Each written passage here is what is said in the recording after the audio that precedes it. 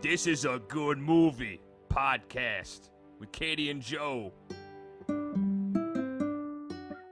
Hello, everybody. Welcome back to This is a Good Movie podcast with your host, Joe Bates, myself, and... Katie Etledge, myself. That's herself. And I'm myself. And this is about self-realization. No, it's not. And self-therapy. No. Well, kind of. Not the podcast, but the movie. Well, I don't know about self-therapy. But yeah, we're back. We're here to talk about our second episode of season 2. Woo! I'm pretty sure the reviews of our last episode were through the roof. I can only imagine. I can imagine too. I bet they were so good because of the amazing recommendations that I made. Oh, your little 2-minute span of recommendations you gave. Yeah, that was pretty quick. It was only a minute and a half. I didn't even use all the time, but there were so many recommendations jam-packed in there. So people are probably really busy watching all of my recommendations right now. Then there's still 30 seconds remaining, and who knows when she'll use that. Yeah, it's in my back pocket. Yep. It's time is a concept in our back pocket. Yeah, we got I think a fun movie to talk about today. But before that, do you have any personal stories you'd like to regale? Personal stories. I have a show people should watch. Okay. You want to do recommendations? Just one show. I think it's on Netflix. Well, honestly, The Penguin is pretty good. People should watch it. You have been watching The Penguin. The Penguin I have is not. really good, and so is another show that I'm watching. Oh, Agatha All Along. Yeah, I was thinking because I didn't include that in my recommendation, and I should have because it is very good. Yeah, Agatha All Along is probably maybe the best Marvel TV show. I'm like, it ends, the episode ends, and I'm like, I want to watch another episode. Yeah, that's how. I mean, Agatha All Along is good. But one thing, for any cartoon animated people that like any of that stuff, Animated people? Well, people are animated, they're in your face. Okay. But any lover of really cool animation, I would recommend the show called Scavenger's Reign. It's on Netflix. It was on HBO. It got canceled for season 2. Now it's on Netflix, hoping to get picked up for season 2 there. It's about some travelers end up on an alien planet and they're surviving. Mm-hmm. It is, I think, one of the best animations I've ever seen. So I highly recommend. Very innovative and creative. Nice. That is, a great reminder that sometimes other streaming services should pick up canceled shows from other streaming services. Are you specifically talking about that 90s show? No, I'm talking about My Lady Jane. Amazon, you have done me wrong, and someone else needs to pick this up. That's my one My Lady Jane comment for the episode. Okay, awesome. Now, so we have other comments from you, and that is movie news. Yes, movie news. Do you want to sing the movie news song? Movie news, it's new and it's movie. That's it. Nice. All right, awesome. I was just popping P's and C's there, which you're not supposed to do on a podcast. Great. Which has a P and a C in it. Anyways, what's your movie news? Okay, well, I was going to share a piece of movie news, but since I've learned it's not confirmed, but I'll mention it anyway. So word on the street is that Daisy Edgar Jones is in talks to play Lizzie Bennet on Netflix's rendition of Pride and Prejudice coming up. However, Daisy Edgar Jones, is that Ray? No, Daisy Edgar Jones is from Twisters. Oh, okay, gotcha. The girl that's not the Marsh Girl. No, she is the Marsh Girl. That's the Marsh Girl? Yeah. The one they call the Marsh Girl. Uh-huh. Yeah. But I have since learned that, one, this was announced and then people reached out to Daisy Edgar Jones's people for comment, and they were like, oh, nothing's set in stone yet. And I was like, oh, okay. But it was kind of reported out. And then 2, apparently it's going to be a TV, a series, gotcha. not a movie. Is she going to be Pride or is she Prejudice? Hard to say. We'll have to watch. So Two of the 7 sins. Instead, my actual movie news is about Sydney Sweeney's new movie because she's working on a film right now. Okay, this news is very interesting to me. Depending on what you're gonna say. Yeah. So which movie are you talking about? Okay, she is playing do you know Christy Martin, the boxer? Oh, I have heard of this. She's like gotten like swole for this movie. Yeah, so she posted photos to Instagram the other day because I guess like some paparazzi took photos of her, and it's like a total transformation. She has a mullet. She's like in a muscle tank. But I was like, this is so weird. Like it feels like a weird turn for her. I don't know what she wants, because I think part of her wants to be taken as a serious actress, but also I think she's just trying to like. It's weird because she's doing like Madam Web. She's doing Good movie. this movie coming up with the guy who is Baron Zemo. He's the bad guy in Civil War. Yeah. And so who's the girl in that movie? Sydney Sweeney. I don't know. Sydney I don't know what you're Sweeney. talking about. Oh, there's like they've been bragging about a sex scene in this movie, like Oh, okay. to promote it. Weird. So like I don't know what Sydney Sweeney. She's just kind of doing the whole thing. Yeah, maybe she's just like trying out a bunch of different genres to see what works. I can say rom-com, thumbs down. But maybe it'll be sports biopic is the way to go. But I was like, it just seems really random that she would do a sports biopic of like a boxer. Like, who is this person? So then I looked it up, and apparently Christy Martin, like her ex-husband attempted to murder her and like stabbed her a bunch of times, and then he like classic. went to jail. So I was like, oh, it's not just about boxing. Because I was like, if it's just about boxing, that feels weird. But now I understand it's like true crime. So all these sports biopics that are out there where nobody gets stabbed, Katie has no interest. The Blind Side, nobody got stabbed. I mean, calling Air. that a sports biopic is a stretch. Air, nobody got stabbed. They just No. got shoes. I just was like, it didn't seem. I was confused about it as a role for her, and now that there's this other layer that it seems they're going to be touching on. Chariots makes of more fire. sense. They're just running on a beach. Nobody is getting stabbed. You don't have to get stabbed, but like Tanya is pretty interesting. Somebody gets stabbed. No, they get whacked. Well, it does have your recipe there. Anyway, that's my movie news. Nice. Movie news, and everybody knows Katie did it this episode. Yep. Sydney Sweeney. She's the advertising commercial person, the brand manager. What do they call the person you hire to sell your... Spokesperson? Yeah, I guess that's true. Yeah, she's a spokesperson for Squatch now. What's Squatch? Squatch is like an axe. Or like it's just a man's soap. Why is she she's not a man? Well, because she's an attractive lady. I think that's their move. It's similar to when they had Paris Hilton eat a cheeseburger in a car for Carl's Jr. Sure. That's their move. So Sydney Sweeney's doing it all. Okay. She's selling men's soap, and she's doing movies. Great. I don't know. I'm falling apart. Yeah, I Joe's will- not doing well. Joe has been sick.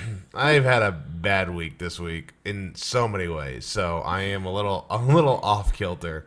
But you know, it's not off kilter.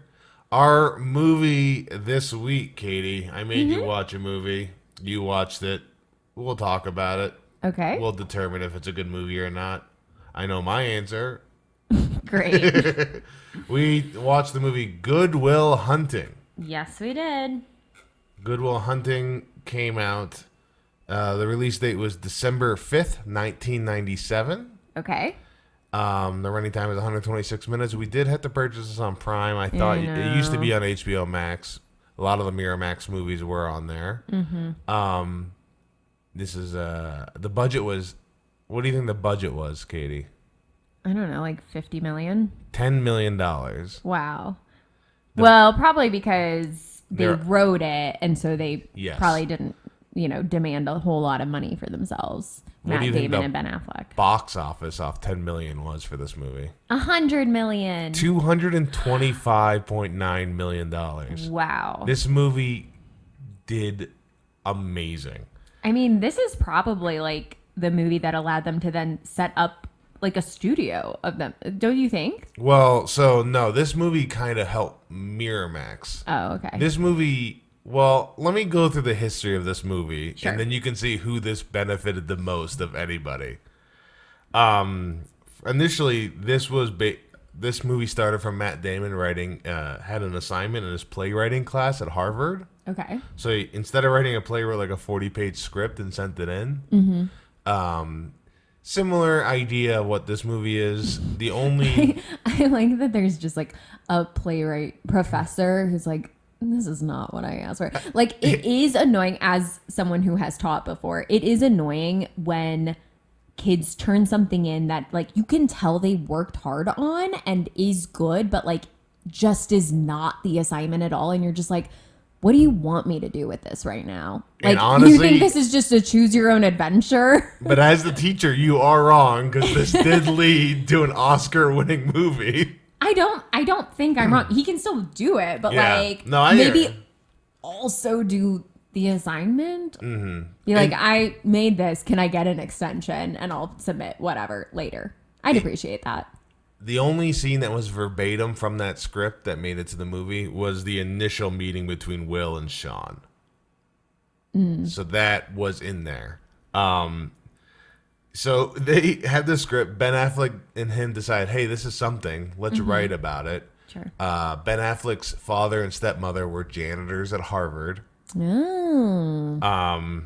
They got in touch with Rob Reiner, I'm familiar. who had a company, and he was like, yeah, we'll do the script, but we need to do some changes. Because initially, the whole end of the thing was Will working for this super secret spy organization and doing like this big thing with his super brain. Nice.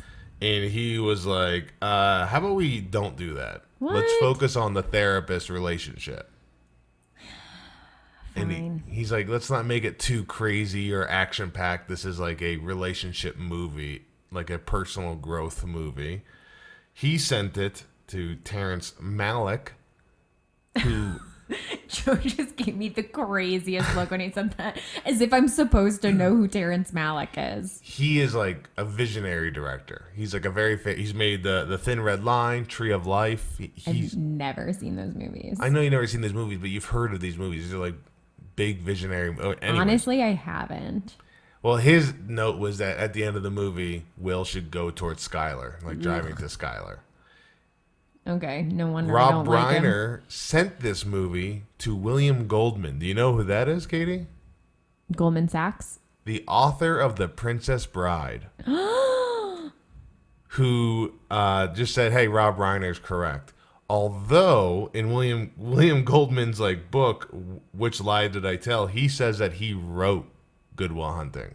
Really? And then he But came is out that later. the lie? He came out later saying like, I was just like joking in the book, but no, I did not write this. Everyone doesn't want to believe that two cute boys like Ben Affleck and Matt Damon wrote this thing. Well, they're not cute boys anymore. They're not cute boys, but when he said it, they were Yeah, cute yeah. boys. So they go into it and they're like, okay, we got the script. We've got people looking over it. We want Brad Pitt and Leonardo DiCaprio to be the leads in this movie. Oh my gosh. And Matt Damon and Ben Affleck said, no, we have to be the leads. Had they already done stuff? Barely anything. Okay. Like there was like one random movie that Matt Damon got hired as a lead like recently. And Yeah. this is a big factor in the what's going to happen. Okay. So Ben Affleck was doing Mallrats. Yeah. So he wasn't really anybody. He's like a side character in Right. that movie. So Rob Reiner goes, okay, I'll give you 30 days to sell this script to somebody else with you guys as leads. Otherwise, we bought the script. We own it. And we're going to put who we want as the lead. They should make a movie about the making of this movie. Ben Affleck goes to Kevin Smith, shows him the script, and Kevin goes, this is amazing. Yeah. Takes it to the head of Miramax, who agrees to take the movie. Whoa. The head of Miramax, Harvey Weinstein. No. Okay, I guess we can't make a movie about the making of this movie. Good for Kevin Smith, though. He's a real champion. He was the little guy. They asked him to direct the movie. Oh, really? And he said, no, you need a good director.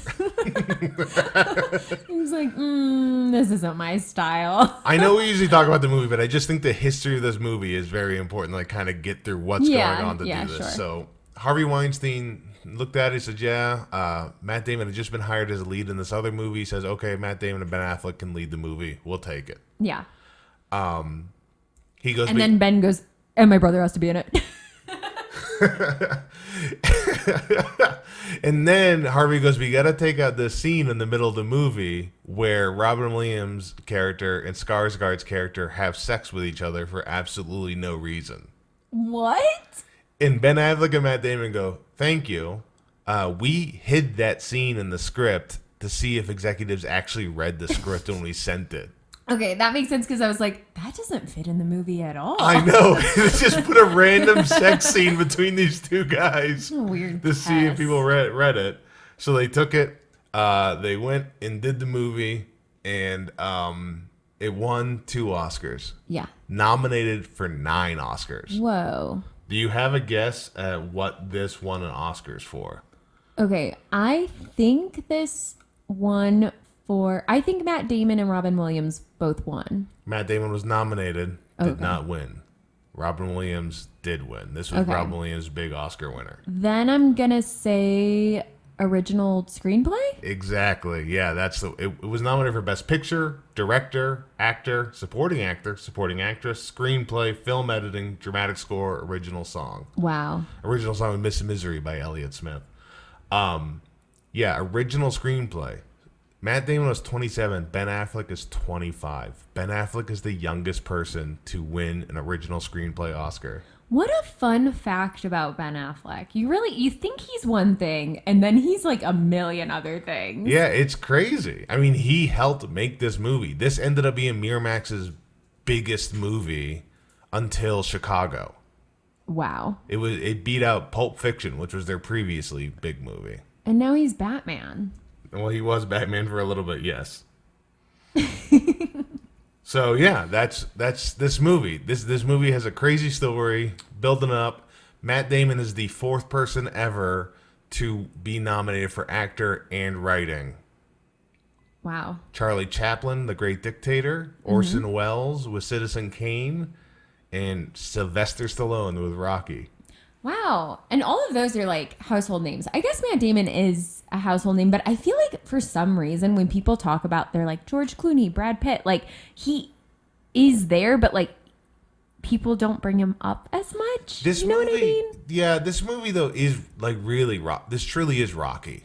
Like like Sylvester Stallone had the script, he had to be the star. It took him forever to get it. Like it's very similar story to that movie, which we both seen it. Rocky is amazing. I love Rocky. Adrian. But yeah, that's Good Will Hunting, and today we're gonna just talk about I think just the different relationships that Will Hunting has in this movie. Sure. I mean, what a twist to find out his name is the name of the film. That did not occur to me at all going in. Thank you for saying that. When they suddenly start calling him Will and go, oh, and I guess he's good.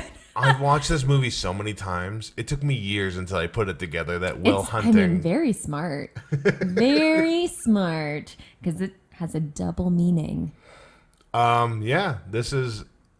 I love this movie. Yeah, it's great. I thought that I didn't know what it was about. Well, but what then did you think it was going to be, by the way, before you get into it? Well, okay. I wrote down that I think it's the one where a janitor does math. That's it. That's all you...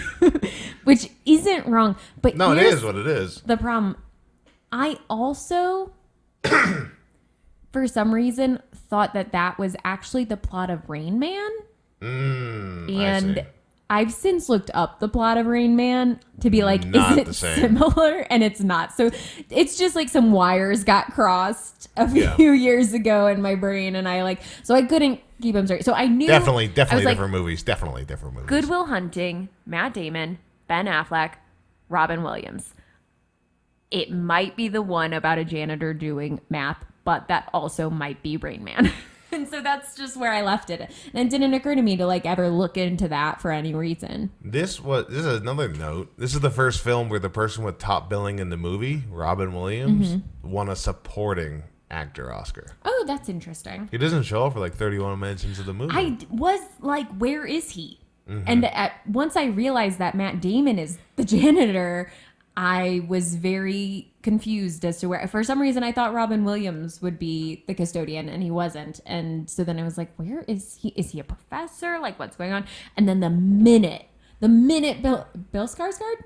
Stellan Skarsgård? I think it's Stellan Skarsgård. Which Skarsgård is this? This is definitely a Stellan Skarsgård thing. Let me pull it to the cast. These Skarsgårds. Well, it's weird to see this Skarsgård just be around this long ago, where all the other Skarsgårds. This is Stellan Skarsgård, the Thor guy. Right. Yeah, I just couldn't remember what that guy's name was. Yeah, the minute he references the need for a therapist, I go, light bulb. Immediate. Ding, ding. I go, okay, someone's coming in a little tweed blazer, and I know who that's going to be, and it's going to be Robin Williams. My captain. Oh, captain, my captain. Eh. I've heard it both ways. I've heard it both ways, yeah. Yeah, so let's talk about the relationships in this movie, because like we could talk about the plot, but it really does feel like there's like 4 separate movies happening. Yeah, that is very true. Not in like a terrible way, but it feels like there's just like 4 different storylines. It's like we got the math thing, we have the friends thing, we have the girlfriend thing, we have the therapy thing, and like, yeah, they're all very distinct. They do intersect, but like not, I don't know, they seem pretty separate. So let's start off with the guy who won the Oscar. Let's start off with the relationship that Will Hunting has with all the therapists that he sees, mainly Sean. Sure. Sean McGuire, I believe. Yep. Yeah, Dr. Sean McGuire. Yep. So what were your thoughts initially when... Now, the plot of the movie, by the way, is there's a brilliant Southie Boston kid that can do math super easily, like it's nothing. Mm-hmm. And he is a janitor, and he is... the professor puts out these kind of problems that are unsolvable, and he solves them. They don't know who did it. They find out he did it. They bring him in the MIT. This is at MIT. I'm sorry. They bring him in. He's like doing all this math, but he like doesn't really care about it. He just kind of wants to be a Southie boy with all his Southie friends. And then he meets a girl at Harvard, Skylar, and he is just dealing with like his repressed memories and repressed like life that he lived, being beat up in different foster homes. Right. So he sees therapists for this. While dealing with the fact that he's a super intelligent person that is not living up to his potential, while dealing with the first person in his life he's like loved. Right. So I think that's kind of what the movie is. Yeah. And it's all those stories going on, and it's just written for everyone to have like a fantastic monologue in it. Yeah. Everyone does seem to have like their moment. Yeah. So he, at one point, because he got arrested for assault, is seeing a therapist. So the initial therapist that he sees, the little montage, what did you think of that? Before we get into Sean. What was it? He saw like a hypnotist. He saw a hypnotist. He convinced the other guy he was gay. Yeah. And I think that's the only 2. I think, yeah, I was like gearing up for a whole montage, and then it was like just 2 of them. Yeah. I mean, Matt Damon is funny. Yeah, he is pretty. Afternoon delight. Yeah.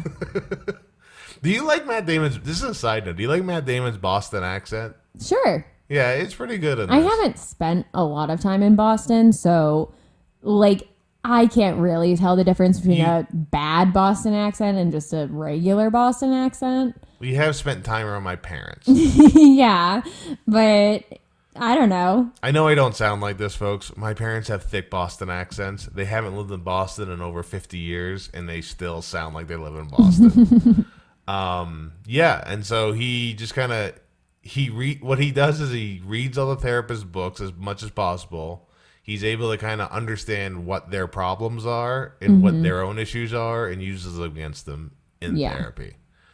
Then he finally meets the professor's old friend, his old college roommate, that Stellan Skarsgård still respects but judges. They have conflict. And because he's teaching at like a community college. Yeah, he's teaching at a community college, but he's from the same neighborhood. He's a Southie. And so Sean meets him. So what do you think of their first meeting? Is basically very, I guess, not conflict. What word am I looking for? Contentious? Yes, contentious. At one point, I guess I just started to diagnose Will because, You were diagnosing Will. well, I wrote down a quote of his. I think this is when he is meeting Robin Williams for the first time. And he's like, I can't learn anything from you that I can't read in a book. And then I wrote, because he uses books/knowledge as a wall. Yeah. Which is true, but I'm like, yeah, no, duh. Sometimes I don't know what to write down when I'm watching these things because I'm just like, it's that person. It's that person. They're talking. This is good. Well, it's a big moment because he meets him and then he tries to like deconstruct Sean Maguire, and he like sees a painting and he goes in this whole thing and like he notes Robin Williams responds in a way. He goes, "Oh, there it is. It's his wife." He like lost his wife because he picked the wrong girl. Unbeknownst to him, this guy loves his wife. Yeah, he does. So then he like gets mad at him. He kind of like pushes him up against the wall. He's like, no. That's an intense scene. Yeah. Where he's like, if you bring up my wife's name again, I will end you.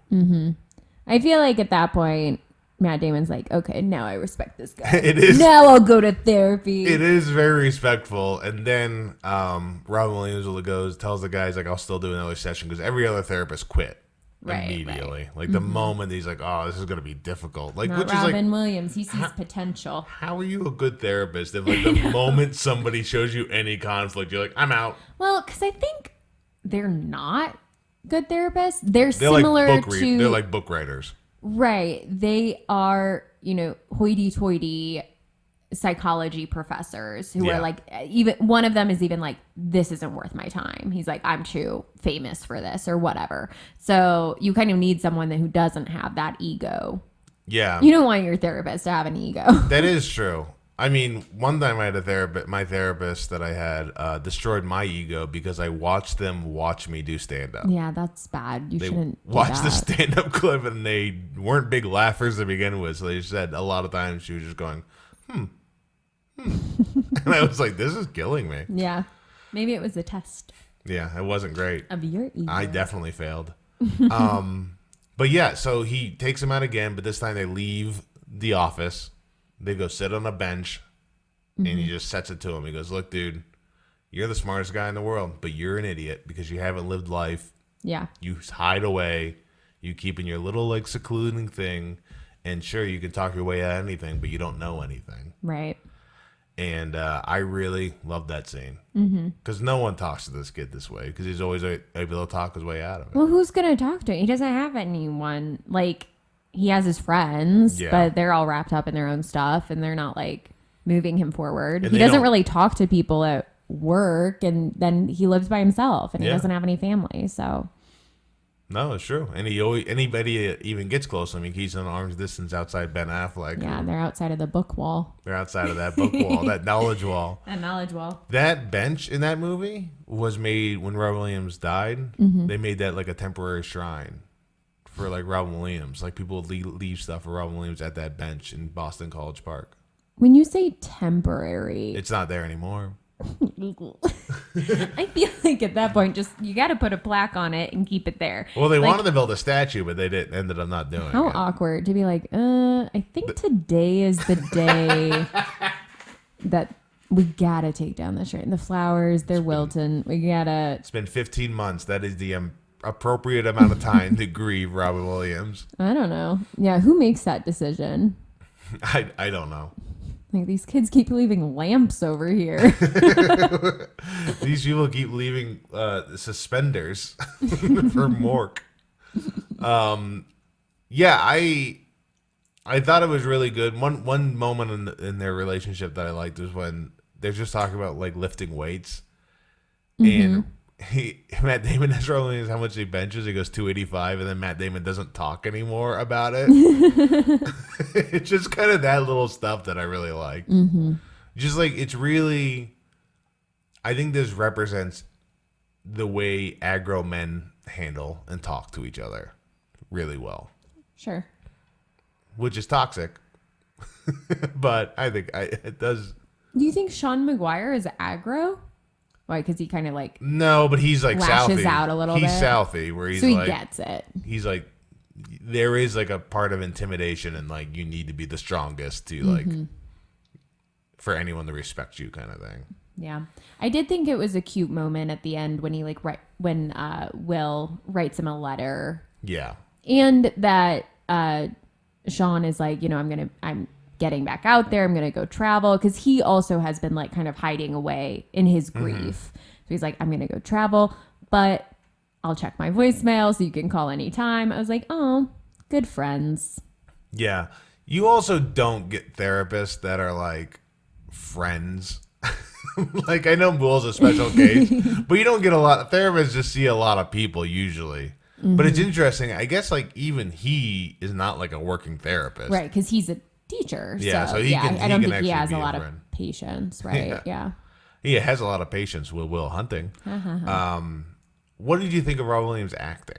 Good. Was this his first serious role, or was No, he this had after... done some other ones like Good Morning Vietnam. The movie he did after this, which is interesting, because he said you'd never gone to hell and back with your wife as he watches his wife die. The next movie was What Dreams May Come, where he literally goes to hell and back. Oh, I haven't seen it. Yeah, that's it. Just there's a lot of like weird little things that happen. Like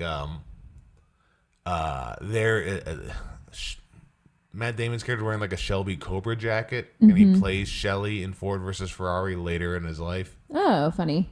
But yeah, I mean, And there's one part where he like buys an elephant, and then later he buys a zoo. And at one point, Ben Affleck says, "I'm Batman." Yeah. They do have. Did you see the Dunkin' Donuts placement in this? Yeah. Yeah. But later, Matt Damon was drinking a Pete's coffee, and I go, Ooh. "Oh, I go, how much did Pete's have to pay Ben Affleck to get their cup in this movie?" He probably couldn't even come on set that day. Honestly, so disgusted. So disgusted with himself. There was like a movie that Ben Affleck refused to do because they wanted him to be a Yankees fan in it. Oh yeah, I heard that. Love Ben Affleck. I know Ben Affleck is falling apart, but I love Ben Affleck. Well, he and J-Lo are like back together now. Oh, really? Yeah, so who knows what's going on. That's great. So happy for him. I don't know that it is great. So I honestly happy for don't him. know that. Do they that's a have good kids, relation- him and J-Lo? No, they don't have kids. Just him together. and Garner. Yeah. Loves the Jens. Loves the Jens. Yeah. He loves, and they love him.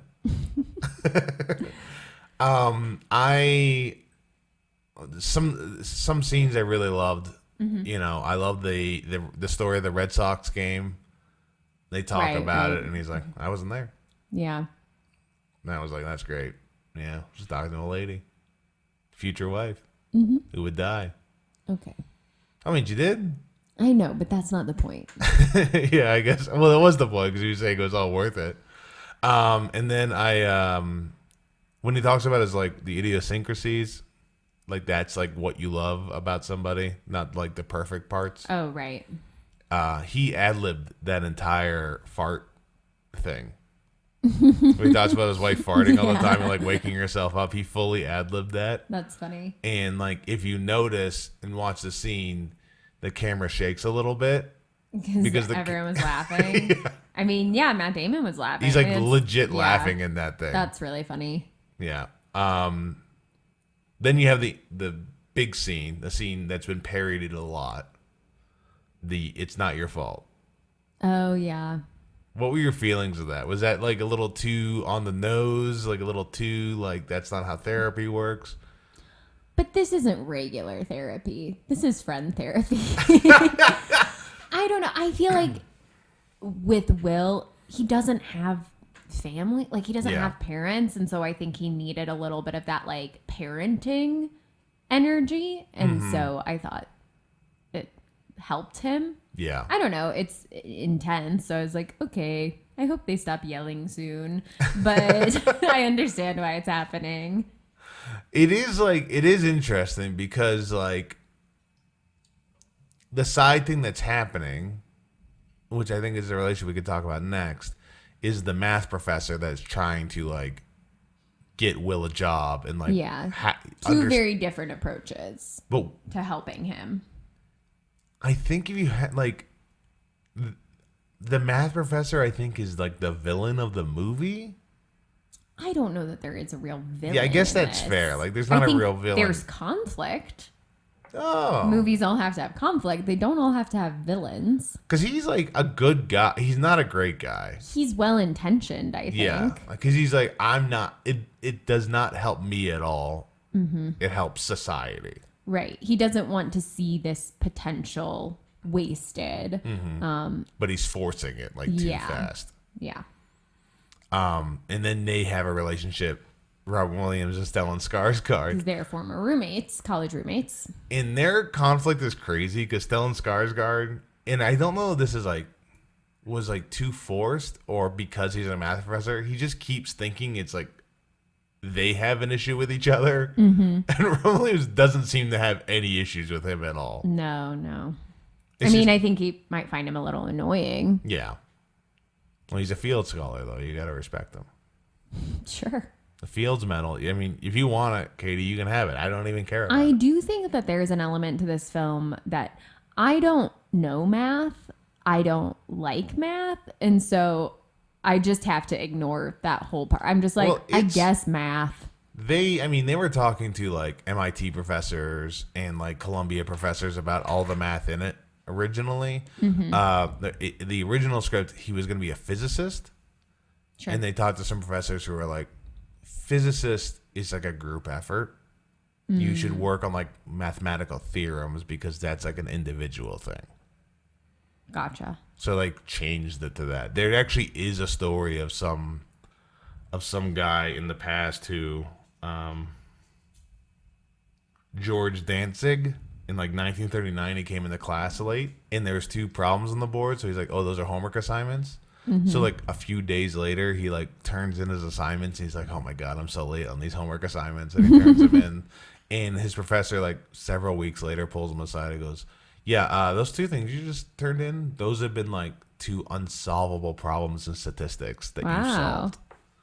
Good for him. And he just thought it was a homework assignment that he did in like a few days, which is kind of loosely inspires, some of the choices in this movie. The professor guy, God, he's a creep sometimes in this movie. Oh, yeah. The treatment of women in this film is like not great. No, but that's Boston. I guess. It's bad. It's not like good. Hitting on like undergrads, like it's pretty gross. Well, yeah. It's not great. And there was another time he was like, the way he treats his assistant is terrible. Oh, yeah. He's like, go get me coffee. Like, yeah. The assistant's like... He's just kind of the pompous, like, professor. But he's still, like, there is good... he's a conflicted person.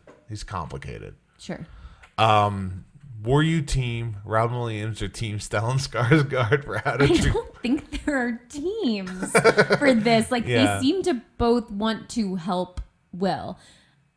If anything, I'm team Will healing and team Will getting a job. Oh, you're pro job. Pro job, yeah. Yeah, you want him to work for the NSA and kill. No, I don't want that. I want him to just have a job. Yeah, that's fair. So you're not a fan of him leaving his job to go after one Skylar. No. Let's talk about Skylar.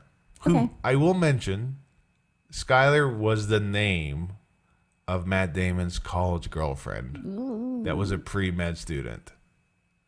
Okay. During, like, right before they started filming this, Skylar broke up with Matt Damon for Metallica drummer Lars Ulrich. Okay. What is this movie? That's interesting that Matt Damon is dating Skylar, real life Skylar. Yes. She breaks up with him and he immediately starts dating Minnie Driver, who's playing Skylar. And then the movie ends and then he dumps her. Well, she's not Skylar anymore. She's not Skylar. And she never was. Isn't that crazy? Yeah, he was really going through something. Yeah. He needs to see a therapist. He needs to see a therapist. He never thought to Robin Williams after the movie. They say sometimes you got to hold up a mirror. Yeah. And sometimes you got to hold up a movie. Yeah. I love this movie. I wrote a paper of this movie when I was in high school for. Did they ask for a play? Yeah, they asked for a play. They asked me to write about a play. I wrote 40 pages on this movie. Great. No, I gave like a 30-minute presentation on this movie. Like just what it is, or did you have a take on it? The class that we had, I don't remember exactly what it was called. It was like World Views or something like that. Okay. And the class was basically teaching you Marxism, Freudism, and Darwinism. So There's such different things. I know it, but it's teaching you like these different views and how these have affected like society today. Okay, sure. So that was like the three main ones they focused on. Which I really loved that class. Loved my teacher, Bob Sampson. He was great. Probably the best teacher I ever had. So we had to like do a pop culture thing that had one of these things in it. And I chose this movie, which my brother told me has like all three things in it. Okay. Survival of the fittest. There's like fighting, like kind of like I'm the strongest. That's how kind of Robin Williams and him are like fighting each other. Freudism, obviously. I don't know how I did Marxism, honestly. What do you mean, obviously? Well, it's all about therapy.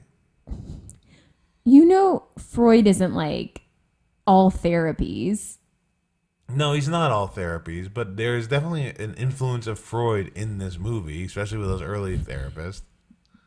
I don't know. I guess so. And like the way Will is today is because of the way he was, the way he grew up. And I think that is a Freud thing. You are who you are based on like how you grew up. Yeah. I'm not crazy. It's weird that you were trying to push that on me, and I'm like, I'm pretty sure I know what I wrote a paper on this. Okay. You jackass. I don't know what Marxism was. It was something. Maybe that he like didn't want to join the NSA. Yeah, maybe he's like anti-capitalist or something. I don't know. But I always felt, and I was like a high school boy, so maybe I was incorrect. But rewatching it, I think I was correct. There is no chemistry between Matt Damon and Minnie Driver in this movie. Yeah, I agree. It's odd. I'm not rooting for them at all watching this. Because he's like lying to her the whole time. Yeah, it doesn't really seem like a healthy relationship. No, I think he like blows up on her at one point, and then there's a lot of like crying, and then there's a lot of them in the bed. It's weird. Yeah, a lot of kissing stomachs. A lot of kissing stomachs. Like, just none of it seems right. None of it seems healthy. None of it seems like the type of relationship you would actually drive across the country for. It honestly feels like she loves Will because he's like he's the smartest person she's ever seen. Mm-hmm. And she's enamored with that. And he loves her because I feel like he's just trying to prove to Robin Williams that he can love. Yeah, maybe. Like that's the person he's around when Robin Williams is like, you ever loved before? She seems to get kind of annoyed with his like intelligence. Yeah. Because he doesn't have to learn necessarily, and she has to like work at it. She keeps telling him over and over again. And he's like, oh, I'll just do it for you. And she's like, no, I really need to learn this. I just don't see them lasting at all. Like that, I think when you have really two different approaches to like knowledge, that's going to be very, very tough. Would Matt Damon make a good teacher? No, definitely not. Because he'd be like, I just know it. I just get it. I would hate when there would be times, and this was mostly in math classes, when I'd be like, why is it that way? And they'd be like, oh, just because it is. I go, no, you can't tell me that. And that's why I never learned math. Oh, that's why. I don't understand how it works. I've just memorized a lot of equations. As a young kid that like did a lot of math in my head when people were trying to use calculators, I can assure you that when he goes, you know how fucking easy this is for me? I was like, yeah, that's what I want to be like. I mean, I get why you like this movie because it's math and therapy, two of your favorite things. Yeah, but that scene when he has with the professor goes, you know how fucking easy this is, and if you weren't screwing up the things that I was doing, like that was like, I'm like, oh man, you're so cool. One other problem that I do have with this movie is, well, I don't know. Now, do I want to save this for one of my takes? Whatever you want to do. I'll save it. Okay, save for the takes. Okay, save it cool. For the takes. So they meet Minnie Driver and Matt Damon in a Harvard bar, where one guy is bullying Ben Affleck and trying to talk down to him. This is another. I mean, this is like probably my favorite scene in the movie. And then Matt Damon just starts quoting what books this guy is like quoting from. Yeah. He's quoting circles around him. He's quoting circles around him. And you know that's going to intimidate a Harvard boy. Oh, that's going to intimidate a Harvard boy. He's like, let me guess, next year you're going to learn this. And he's already telling him like everything is like his arguments are going to be. Yeah. And that guy looks like he's 53. The ponytail's not helping him. The ponytail's not helping him. Blonde ponytail, not a good look. Either you're Lucius Malfoy or don't do it. It's terrible. Yeah. He looks so old in that. And like it makes Ben Affleck and Matt Damon look even younger. He looks like a pirate. He does look a little bit. Like a pirate. He looks like somebody cosplaying as Carrie Elwes in Princess Bride. Oh my God, maybe that guy did write this. That and then Matt Damon. The I would say the most quoted scene is the "Do you like apples?" Mm-hmm. I gotta remember, how do you like them apples? Classic line. Yeah. Yeah, so he kind of like fights this guy with words with his book wall. And then with his book wall. But then he like leaves, doesn't talk wall. to Minnie Driver anymore. And then she like comes up and is like, hey, I was waiting for you to come talk to me and you didn't, so here's my number. And then he goes up, finds the guy at like a diner. Yeah, I didn't know I had a Dunkin' Donuts. Oh. They're hanging out at Dunkin' Donuts there. Of course they are. Of course they are. There is a Good Will Hunting 2. Really? And by that I mean in Jay and Silent Bob Strike Back, there is a scene of Good Will Hunting 2 where Matt Damon and Ben Affleck are both in it. And that guy is also in it, the ponytail guy. And he says something like some real rude thing. He goes, now I got to ask you, how do you like damn apples? And they turn around and Ben Affleck goes, I don't know, man. I don't know, Will. I don't know if I like them apples. And then Will turns around with a shotgun and goes, applesauce, bitch, and shoots him with a shotgun. That's Good Will Hunting 2, hunting season. These boys have range. Yeah, they have range. They can do it all. Finally, a parody of the movie we wanted to see from the actors in it. Yeah, I mean, I do like that they are parodying themselves. That's funny. Yeah. Okay. More people should do that. Yeah, is Minnie Driver a good actress? Like, do you think Minnie Driver should have been nominated for Best Supporting Actress in this movie? Well, I don't know who else was nominated that year, but I don't know. I like Minnie Driver. I don't have anything against her. I just didn't feel like this was a compelling part. And I think it might go back to the fact that like the treatment of women again in this film, like it is not passing the Bechdel test. It's not, I think maybe they didn't quite know how to write women. Yeah. For this. So I mean, that makes sense. They're like college kids. I think she was coming in at a disadvantage here. Yeah. I have never liked Minnie Driver because of this movie. Sure, so like I was never like, I mean, she's barely a full character. She's essentially a plot device. Yeah. That's never good. You never want the only woman in the film to be a plot device, and that's it. She was nominated with Julianne Moore from Boogie Nights, Gloria Stewart from Titanic, who plays the old lady. Oh, weird. Joan Cusack from In and Out. Nice. Which is crazy that we had anybody get nominated for acting in it. That's an insane thing. It sounds like kind of a bad year. And then Kim Basinger, who won for LA Confidential. Gotcha. So this was basically the year, this Oscar year was as good as it gets in Titanic. So like the main actings was Jack Nicholson, Helen Hunt for As Good as It Gets. And then Titanic won a bunch of other things. Yeah. All right, final relationships of the movie we'd like to talk about. Casey Affleck. Ben Affleck, his buddies. Yeah, the crew. The crew. The Southie crew. Did you love the Southie crew? Yeah, every time of course. every scene with them is perfect, right? Yeah. Because they're real friends. It feels like, so you can tell that they have that like that energy. Repertoire. Repertoire. Sure. They have that chemistry. Casey Affleck in this movie ad-libbed all of his lines.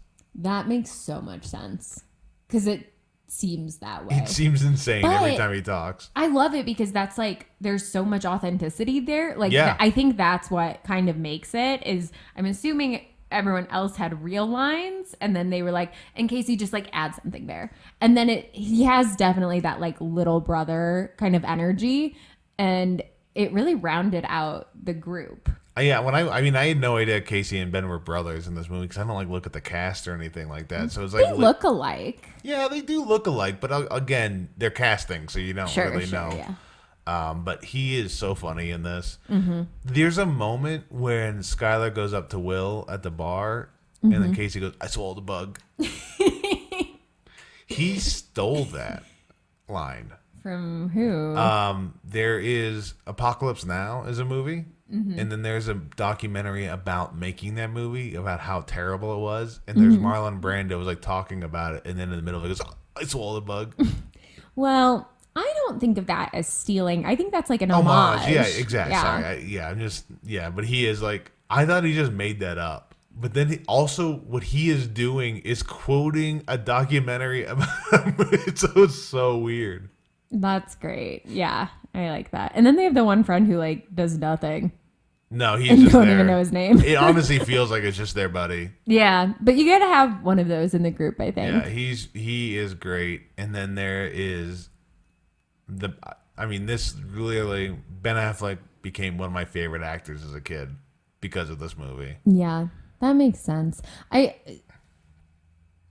This group of people, this friendship, there are flaws with it because sometimes they drive past other people and then are like, we gotta fight them. Well, that's because Will has to fight him. He beat him up in kindergarten and they were mean to one girl for a sec. So that was a good enough reason to have like an all-out brawl. And Will would not stop punching that guy. Yeah, that was bad.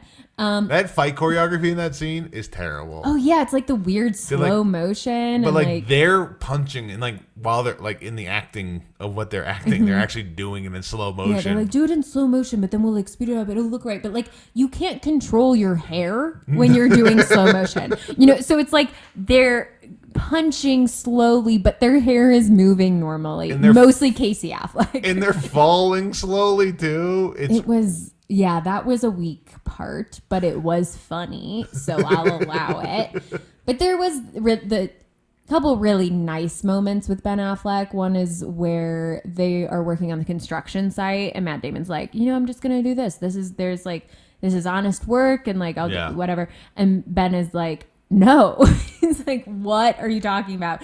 You shouldn't do. That's such a waste. I'm gonna be so mad at you if you do that, which is part of why I do still get frustrated that he went after Minnie Driver, because I'm like, that's not quite what he meant when he was like, I hope I go to your house and you're not there. Because he meant it as, I hope I go to your house and you're not there because you've gone off to like get a job and like move your life forward. And instead he's not there because he is chasing after Minnie Driver. Well, I think that speech is great until he says, every day, I hope you're not there. The happiest moment is the moment I ring the doorbell or not, and I think you're gone.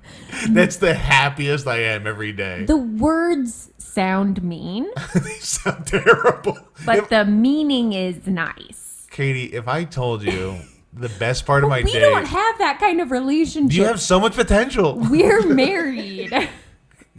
The best part of my day, Katie, is when I wake up and I think for a second you're not in bed next to me. I think it's just going to be pillows once. For once. That's the You've best left part in of the my middle day, of the night. that you've gone on to, I don't know, host the new View. The dream. View 2 with Katie and 3 other people.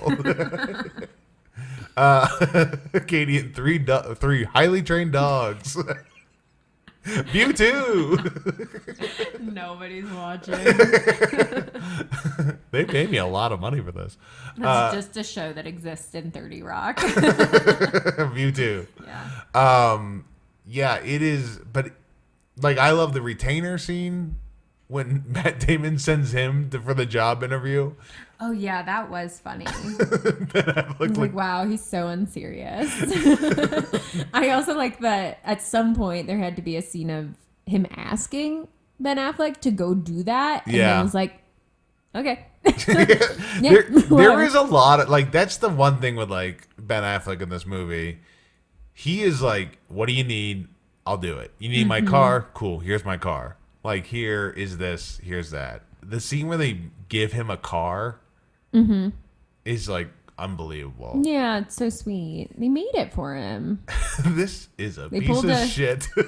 They pulled a Dean in Gilmore Girls. Oh, yeah. But he didn't say I love you. Yeah. The car said it. The car said it. The hole in the muffler. Unbeknownst to them, they realized that car was going to ruin Matt Damon's career because he was going to use that to drive off towards Skylar. Ugh, I know.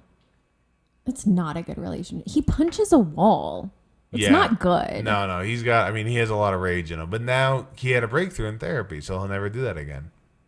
Sure. Now, it does feel like Will Hunting probably should have continuous therapy, but does not seem like he'll do that. No. I think he's like, either I talk to Sean or I don't talk to anyone. So it's like baby steps. Yeah. And they can't text. He's just got to call and hope he's there or rage out. Yeah, it's not good. I can't express how unprepared California is for Will Hunting to be there. This out of control Southie kid that's super smart. Well, she's going to Stanford, right? Yeah, in California. So I've it's been to not like he's Stanford. in SoCal. No, but I think of the places in California for him to be. Bay Area feels about Stanford, right. the Bay Area, it's a bunch of weaklings. Get beat up real easily. But you have all the tech people. I those- hope he gets a job out there. Well, I can imagine he gets a job out there. But also, I guess the tech boom is about to start out Yeah, there. he starts it. He starts it. Exactly. That's Good Will Hunting too. Good Will Hunting too. Facebook. Silicon Valley. The social network. Yeah. Well, he's from Harvard in that. Oh my gosh. Yeah. No, that's good. That'd be great if Will Hunting was just in the background. There was... Oh, no. I was going to say something, but I realized that's for our next movie. That's hilarious because I cannot imagine what that could be. No, well, it's because I just said, like, a movie in two movies overlapping, but no, in our next thing, I will be talking about that. Spoiler alert. Spoiler alert. Spoiler. Spoiler. Yeah, so what did you think of, like, the story itself, the cinematography, and anything of note that you, like, were like, well, that's weird, or, oh, I really like that?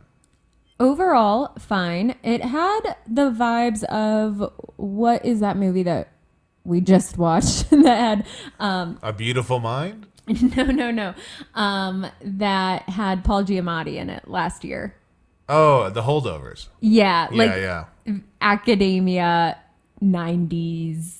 Dominic 80s, Sessa. 90s, academia, fall, East Coast. Yeah. Like, I don't know what that filter is that they put on a film, but this had it. This probably like was the blueprint for that, I guess. This was directed by Gus Van Sant. Was the director of this movie. He has directed movies like Drugstore Cowboy, Milk. Okay. There's not a lot. I don't think a lot of these movies you would specifically know. Yeah, probably not. Yeah. He won Best Director Award for the Cannes Film Festival. Cannes Film Festival. The other one being Joel Coen of the Coen Brothers. Mm-hmm. So he's like done a lot of Finding Forrester. Have you seen that movie? That's a really good movie. That's Sean Connery.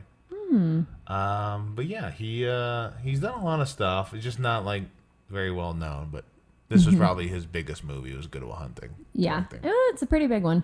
It has the longest opening credits. It is a long ever, and it's all of this like math and like photos of like math textbooks and like math on not dry erase boards. I didn't have those yet. It's like on chalkboards and like people doing math on worksheets, and it's all coming together in slow motion, and it just reminded me of that meme of like there's that blonde woman looking confused with like math, and I was like, that's me right now. It is funny because you were mentioning how long it was, but I'd like seen the movie so much when I was younger. I was like, well, it's not that long. But then like I'm watching, I'm like, this is long. I'm like, let's hurry it up. Let's get to the story. I understand it's about math. We've got I it. understand someone smart in We've this got movie. Yeah, it's I think it's also like one of the first movies that's like, this is Boston. I mean, I couldn't tell you. See? Because the only other Boston movie Departed.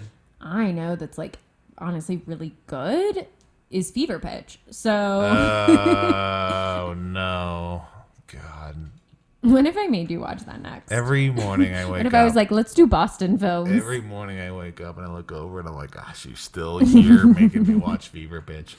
Yeah, so and we agree, I don't mind the ending to go for the girl, but I can see that you just hate it. Yeah, it's not Minnie Driver's fault. I just want to make that really clear. Okay. I don't think it's a healthy relationship. I don't think it's a lasting relationship. I don't think her character is very well developed. So it's just a no for me. Name the second woman in the movie. I can think of two others. She's with a friend. Yeah, at the bar, that's one of them. And there is a girl in the class Yeah. because she walks up. She's like, "We want to know who solved it." Yeah. She walks up to Isn't the that professor at the tailgate. She's like, "Where?" He's like, "What are you doing here? It's Saturday." She's like, "We want to know who solved the math problem." I didn't realize how little women are in it. There's a one woman that says Irish Curse of Ben Affleck, and then there's a one woman that Stellan Skarsgård's trying to have sex with. Yeah. It's very brief. Very little women in this movie. Mm-hmm. Very man-centric. Mantric. It's a mantric movie. No, it's not. Katie, I was talking to some people, and they're asking me, does Katie have a good, bad, and normal takeaway from this movie? I don't know. I don't know if I do. Okay. Because I still never understand what is supposed to be a good takeaway, a bad takeaway, or a normal takeaway. But I will give it a shot. Okay. Every morning I wake up, and the happiest moment is when I ask you good, bad, normal takeaway. My good takeaway is I am a fan of friends in real life being in movies together. Okay. Nepotism. That's not nepotism. Yeah, okay. It's not related at all. Yeah. I just think that it is you can tell when people have like that relationship, that like off-screen relationship, and it's very fun, and it makes the movie more fun, and then it makes the press tours more fun. It's also the same reason why like third to fifth seasons of sitcoms are really good, because everyone's starting to like become friends, and then they're working together and everything. That makes sense. Yeah. Exactly. My bad takeaway is that Was that the one you were holding, the friendship thing? no. Okay, you were holding one, so we still don't know what that is. I don't know if it's bad or normal. Okay, well, you can put it wherever it is. I'll say it's bad because I don't think that math had to be the thing. What did you think had to be the thing? And here's why. Because he's not just great at math. He also is really good at all of the other subjects. He's like good at everything. Really good at like literature, at history, at science. Like we see him pull in all of those, but for some reason it's like, so I think this movie also could have been like, what if they wrote like, 2 stanzas on the board and they were like, no one can finish this poem. No, my God, no, that'd be terrible like, movie. No one can diagnose this medical patient, and then he like, I'm just saying, I get why they picked math, but like they could have made him just good at math and like not good at the other things, but they were like, no, he's going to be smart at everything. But then like, okay, then why it feels like he just sort of fell into the math part. I think with math specifically is the fact that he can understand patterns and like connect all of those patterns together to solve those difficult theorems. Mm-hmm. And that's why he's good at like when he reads a person's book, connecting like what makes this person tick. Mm-hmm. That's like math specifically allows him to be so good at all these other things. Okay. I just, that's kind of, I don't know. That's how it works sometimes. I said it was a bad takeaway. Yeah. No, I'm just explaining that Matt is like, can allow you to do what he's doing. Yeah. What's your normal takeaway? I don't know, but I just thought. I don't know. You always come up with 3. This is I like. just had the thought that, you know what would have made this movie better? Is if someone had a dog in it. I knew you were going to say that. Because anyone could have had a dog. I feel like if any of the characters had a dog, it would have been like, yeah, that makes sense. And maybe that's what makes a good movie. Is if you're like, I believe that any of these characters could also have a dog right now. What character do you think would be the best with the dog? I have my opinion now that you said that. Okay. I mean, I think probably Sean Maguire having a dog would be best. I would say Stellan Skarsgård having a really well-trained dog. See, it's like anyone could have a dog. Yeah, no, I agree.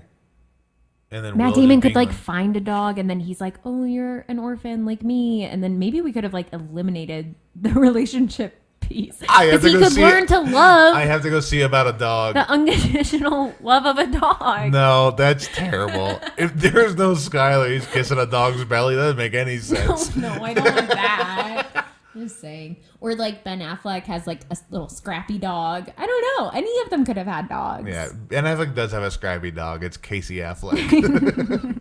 What talk about dogs. Where would you cast Wally in this movie? I really don't know because I'm like, well, like maybe Casey Affleck because Wally's kind of scruffy. But then we would lose all Casey of Casey. Affleck, Like, yeah. No offense, Wally isn't that good at improv. No. He's been really bad during this podcast. Really bad during this podcast. He's just sitting turned away from us right now. Yeah.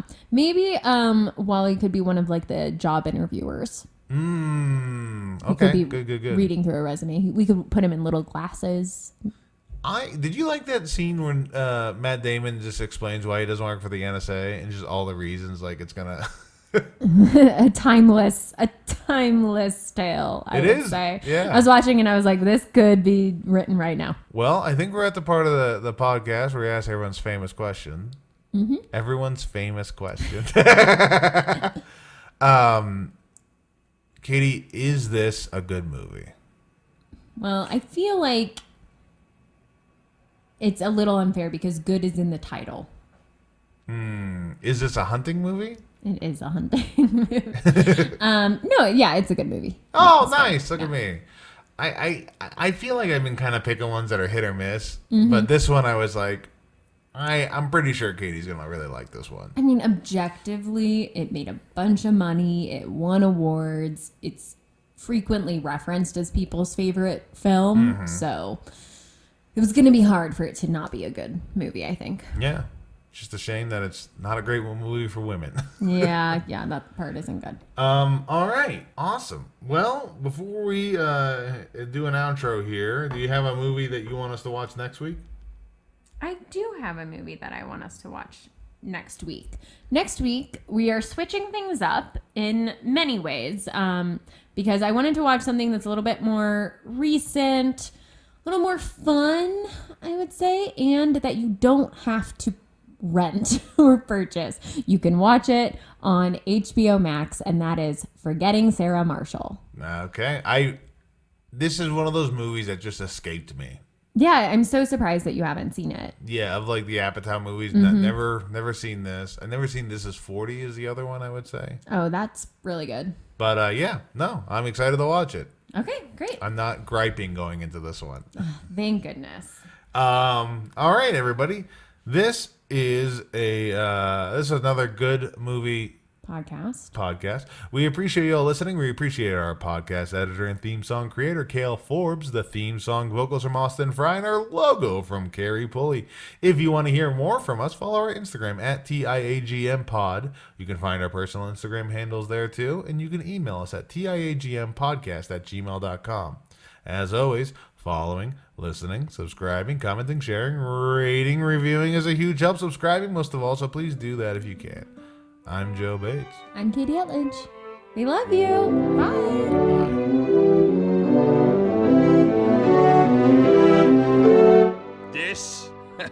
This is a good movie podcast with Katie and Joe.